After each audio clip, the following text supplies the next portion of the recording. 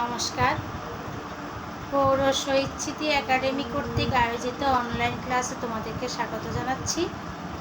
আশা করি তোমরা ভালো আছো, সুস্থ আছো, নিরাপদে আছো। তোমরা ভালো থাকবে, সুস্থ থাকবে, নিরাপদে থাকবে, এটাই কামনা করছি। আমি আজকে নবম দশম শ্রেণীর মাধ্যমিক বাংলা সাহিত্য থেকে মানুষ কবিতা নিয়ে আলোচনা করব।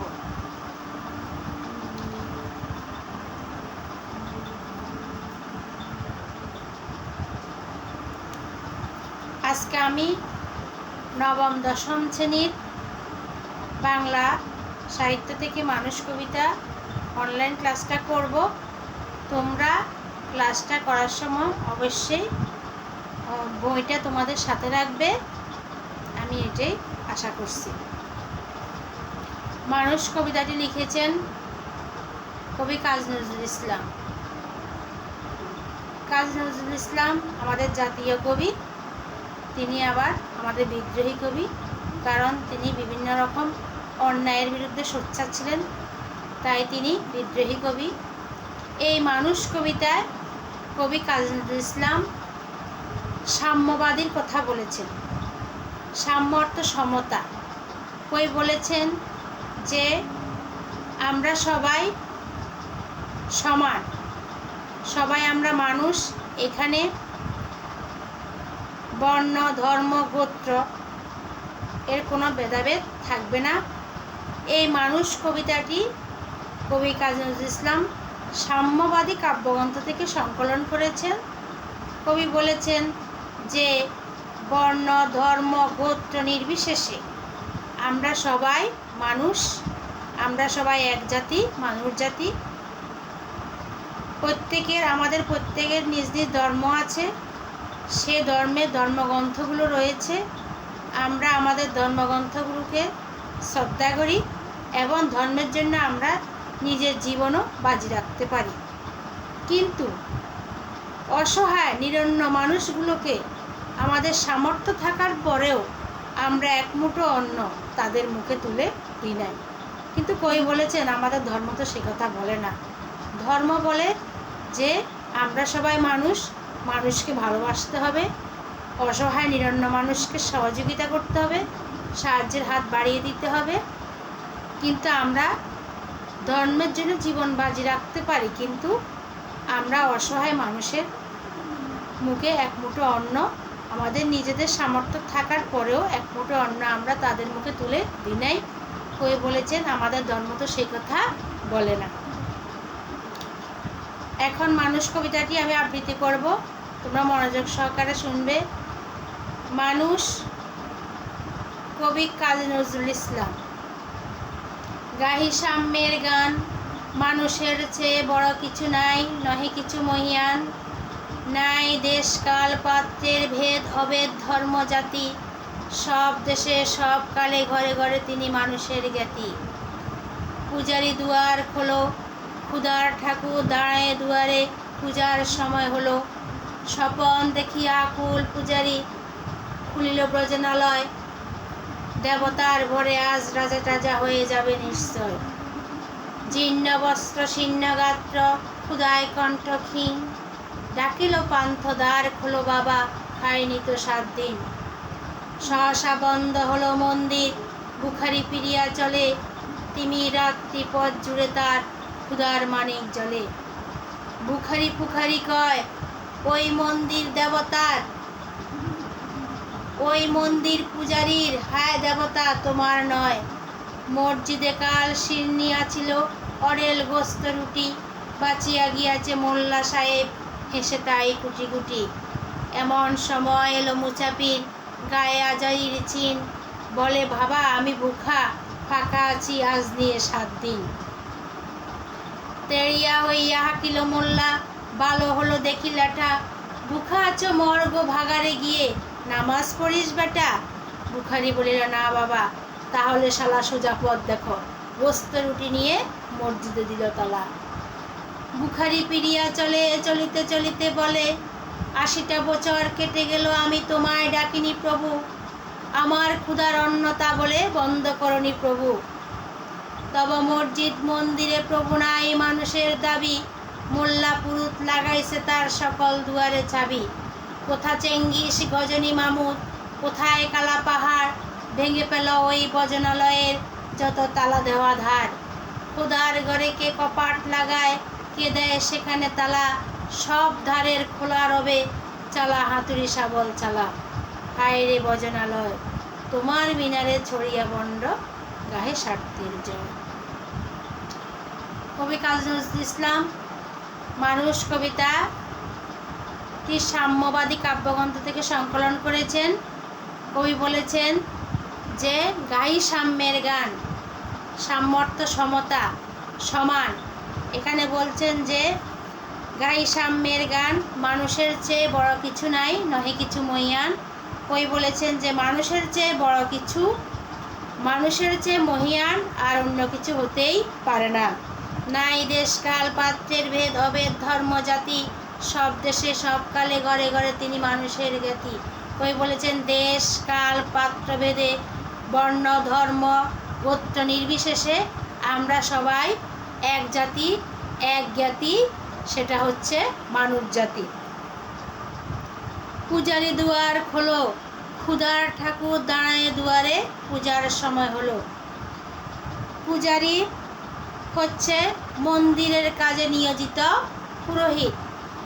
সেই পুরোহিতকে ডাকছে ক্ষুধার ঠাকুর। ক্ষুধার ঠাকুর বলতে এখানে যে ক্ষুধার্ত দেবতা জ্ঞানে ক্ষুধার্ত লোককে বোঝানো হয়েছে।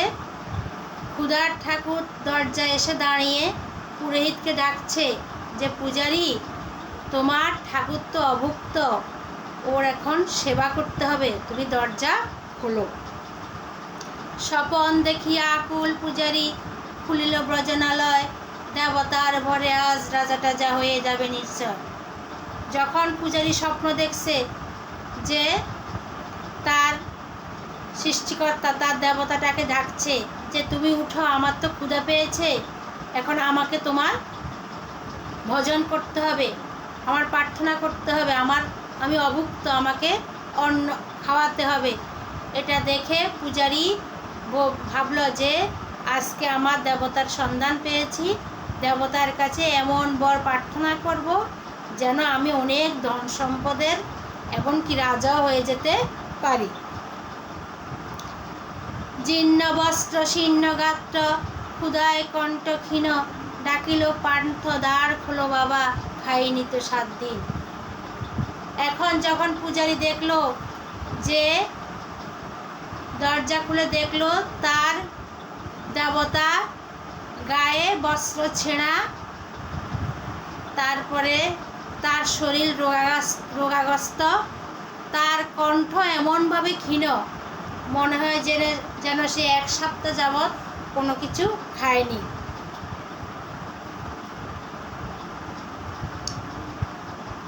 জীর্ণ বস্ত্র শীর্ণ গাত্র, ক্ষুধায় কণ্ঠ ক্ষীণ, ডাকিল পান্থ দ্বার খোলো বাবা, খাইনি তো 7 দিন। বলে যে বাবা, আমি ক্ষুধার্ত জীর্ণ শীর্ণ, আমি আজ 7 দিন পর্যন্ত কিছুই খাইতে পারি নাই। সহসা বন্ধ হলো মন্দির, বুখারি পিরিয়া চলে, তিমি রাত্রি পথ জুড়ে তার ক্ষুধার মানিক জলে।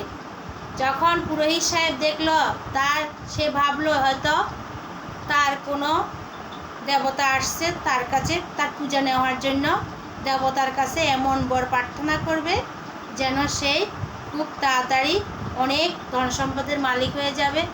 কিন্তু দেখছে না, এখানে তো একজন পথিক এসছে, ক্ষুধার্ত ব্যক্তিকে মুসাফির এসছে, তাকে দেখেই বোঝা যায় সে রোগাগ্রস্ত, তার পরনের কাপড় চোপড় ছেঁড়া, সে 7 দিন পর্যন্ত কিছুই খায়নি, তার কণ্ঠ খুব ক্ষীণ। এটা দেখে পুরোহিত সাহেব তার মুখের উপরে মন্দিরের দরজাটা বন্ধ করে দিল। বুখারি পুখারি কয়, ওই মন্দির পূজারীর, হায় দেবতা তোমার নয়। বুখারি হচ্ছে ক্ষুধার্ত ব্যক্তি, পুখারি চিৎকার দিয়ে বলা। তো ক্ষুধার্ত ব্যক্তি চিৎকার দিয়ে বলল যে ওই মন্দির পূজারীর, দেবতা তোমার নয়। মসজিদে কাল সিন্নি আছিল অরেল গোস্ত রুটি, বাছিয়া গিয়াছে মোল্লা সাহেব হেসে তাই কুটি কুটি। যে কালকে মসজিদে সিন্নির ব্যবস্থা ছিল, সিন্নি বলতে মিষ্টান্ন বা পায়েস ব্যবস্থা ছিল, সেখানে অনেক গোস্ত রুটি বেঁচে গিয়েছে। এটা দেখে মোল্লা সাহেব তো অনেক হাসি খুশি। এমন সময় এলো মুচাপির, গায়ে আজারির চিন, বলে বাবা আমি বুখা পাখা আছি আজ নিয়ে 7 দিন। তো বলছে এমন সময় শেখ বুখারি ক্ষুধার্ত ব্যক্তিটা মোল্লা সাহেবের নিকট গিয়ে উপস্থিত হলো, বলল যে বাবা আমি অসুস্থ রোগাগ্রস্ত, আমি আর 7 দিন পর্যন্ত কিছুই খাইতে পারি নাই।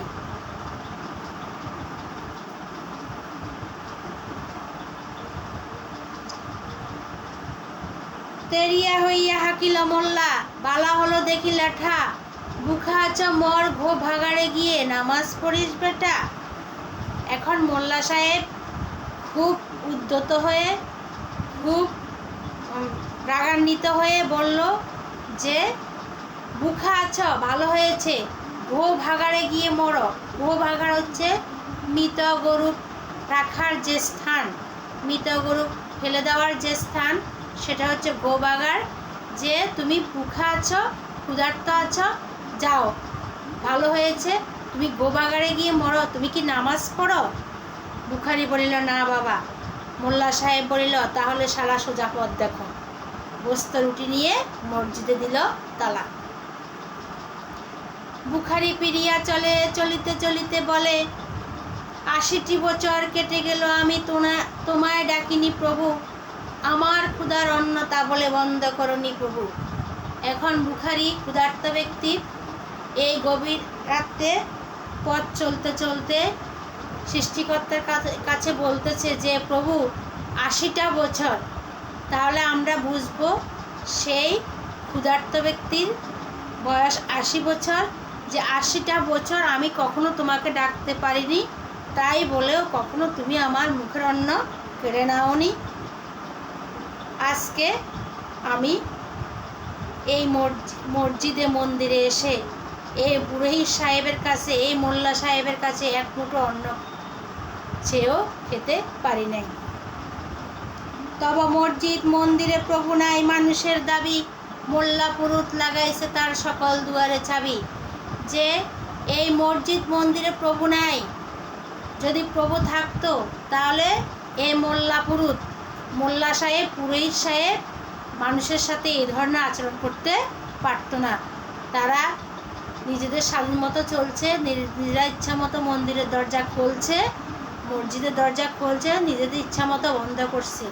তাই বলেছেন যে তবে মসজিদ মন্দিরে প্রভু নাই মানুষের দাবি, মোল্লা পুরুত লাগাইছে তার সকল দুয়ারে চাবি। কোথা চেঙ্গিস গজনী মামুদ, কোথায় কালা পাহাড়, ভেঙে পেল ওই ব্রজনালয়ের যত তালা দেওয়া ধার। কবি এখানে সে চেঙ্গিস খান, গজনী মামুদ, কালা পাহাড়কে আহ্বান করেছেন সেই ব্রজনালয়ের তালা ভেঙে ফেলার জন্য। চেঙ্গিস হচ্ছে চেঙ্গিস খান, গজনী মামুদ হচ্ছে গজনী সুলতান মাহমুদ। তিনি 17 বার ভারতবর্ষ আক্রমণ করে ধ্বংসলীলা চালান। এখানে তাকে উপাসনালয়ের ভণ্ড দুয়ারীদের ধ্বংস করার জন্য আহ্বান জানানো হয়েছে। কালা পাহাড় হলো প্রকৃত নাম রাজচন্দ্র বা রাজকৃষ্ণ বা রাজনারায়ণ। কারো কারো মতে তিনি ব্রাহ্মণ ছিলেন, পরে ইসলাম ধর্ম গ্রহণ করেন। তিনি অনেক দেবালয় ধ্বংস করেন। যারা পবিত্র উপাসনালয়ের দরজা বন্ধ করে তাদের ধ্বংস করার জন্য কবি সেই চেঙ্গিস খান, গজনী মামুদ এবং কালা পাহাড়কে আহ্বান করেছেন সেই মসজিদ এবং মন্দিরের দরজা ভেঙে ফেলার জন্য। খোদার ঘরে গিয়ে কপাট লাগায়, কে দেয় সেখানে তালা, সব ধারের খোলা রবে চালা হাতুড়ি শাবল চালা। কই বলেছেন যে খোদার ঘরে কপাট দেওয়ার ক্ষমতা তো কারো নেই, যারা খোদার ঘরে কপাট লাগাবে তাদেরকে শাস্তি দেওয়া হবে।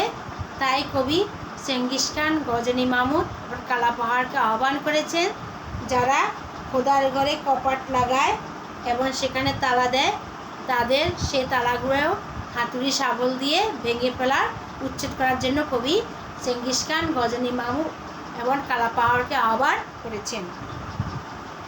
হায় রে ভজনালয়, তোমার মিনারে ছড়িয়া বন্ড গায়ে স্বার্থের জয়।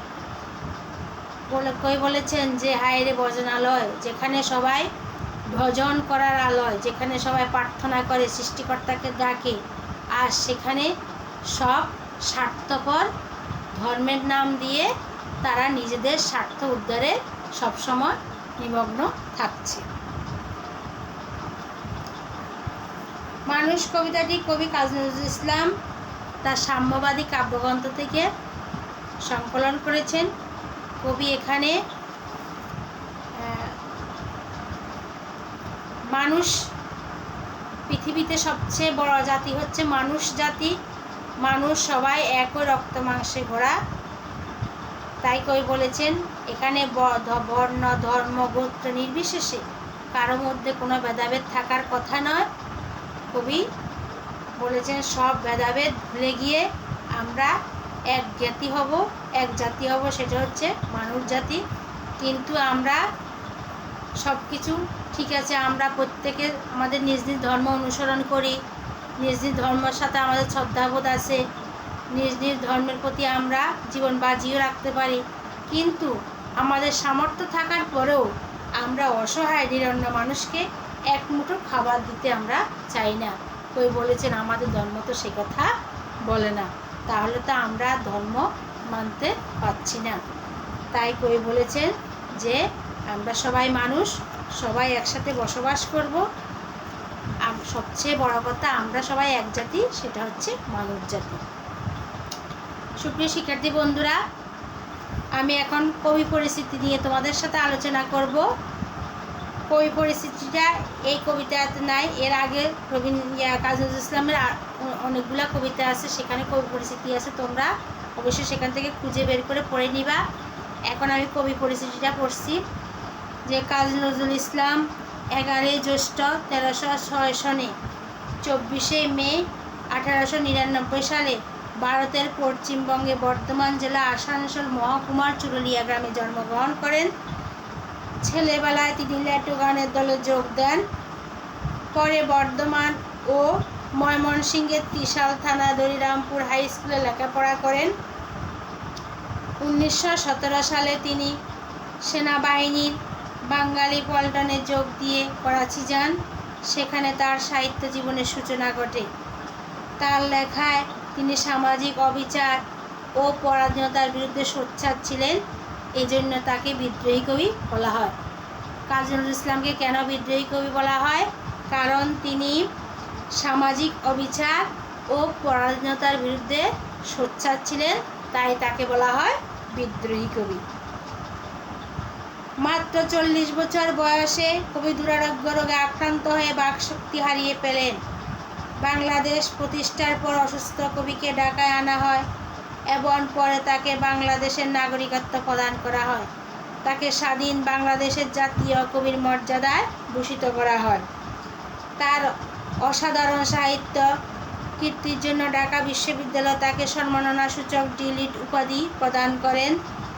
তার রচিত গ্রন্থগুলোর মধ্যে অগ্নিবীণা, বিষের বাঁশি, ছায়ানট, প্রলয় শিকার, চক্রবাক, সিন্ধু হিল্লোল বিশেষভাবে উল্লেখযোগ্য।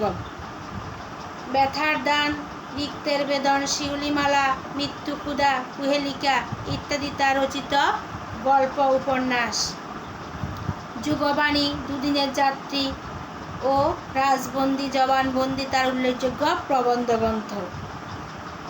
29 আগস্ট 1976 সালে কবি ঢাকায় শেষ নিঃশ্বাস ত্যাগ করেন।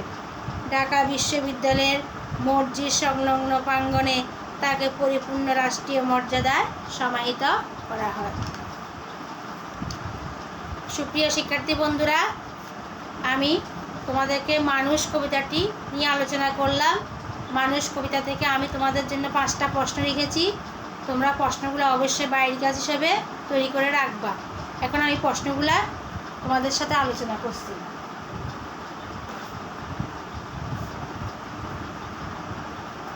প্রথম প্রশ্ন, মানুষের চেয়ে বড় কিছু নাই, নহে কিছু মহিয়ান। কবি বলেছেন যে মানুষের কিছু চেয়ে বড় কিছু নাই, কোনো কিছু মহিয়ান হতে পারে না। কেন বলেছেন এটা ব্যাখ্যা করবা। তৃতীয় প্রশ্ন, কবি ভজনালয়ের সব তালা দেওয়া ধার ভেঙে ফেলতে বলেছেন কেন? কবি কেন ভজনালয়ের সব তালা ভেঙে ফেলার কথা বলেছেন? তৃতীয় প্রশ্ন, ওই মন্দির পূজারীর হায় দেবতা তোমার নয়। ওই মন্দির পূজারীর হায় দেবতা তোমার নয়, বুখারীর এমন অনুভূতির কারণ কি? 4 নম্বর প্রশ্ন, তব মসজিদ মন্দিরে প্রভু নাই মানুষের দাবি চরণটির দ্বারা কি বোঝানো হয়েছে? 5 নম্বর প্রশ্ন, কবি কালাপাহাড়কে আহ্বান করেছেন কেন? কবি কেন কালাপাহাড়কে আহ্বান করেছেন? কবি সেই মসজিদ মন্দিরের দরজায় যারা তালা দেয়, যারা মসজিদ মন্দিরকে দেবতার আলয় হিসাবে না মেনে নিজেদের আলয় মনে করে স্বাধীনভাবে নিজেদের স্বার্থ সিদ্ধির জন্য চলে, কবি বলেছেন সেই চেঙ্গিস খান গজনী মামু কালাপাহাড়কে আহ্বান করেছেন তারা যেন এসে ওই মসজিদ মন্দিরের সব দ্বারগুলো হাতুড়ি শাবল দিয়ে ভেঙে ফেলে এবং উচ্ছেদ করে ফেলে। সুপ্রিয় শিক্ষার্থী বন্ধুরা, তোমরা অবশ্যই কাজটা বুঝেছ। আর যদি তোমাদের কোনো সমস্যা থাকে আমরা এগুলো ক্লাসে নিয়ে আলোচনা করব। আর আমি যেই 5টা প্রশ্ন দিয়েছি অবশ্যই তোমরা প্রশ্নগুলা বাইরের কাজ হিসেবে তৈরি করে রাখবে। তোমরা ভালো থাকবে, সুস্থ থাকবে, নিরাপদে থাকবে, ঘরের ভিতরে থাকবে, মাস্ক ব্যবহার করবে, নিয়মিত হাত পা পরিষ্কার রাখবে, মা বাবার দিকে খেয়াল রাখবে, মা বাবার কথা শুনবে, তোমাদের নিজ নিজ ধর্মীয় অনুভূতিগুলা, ধর্মীয় কাজগুলো তোমরা পালন করবে। এই বলে আজকের অনলাইন ক্লাস এখানে সমাপ্ত ঘোষণা করছি। ধন্যবাদ সবাইকে।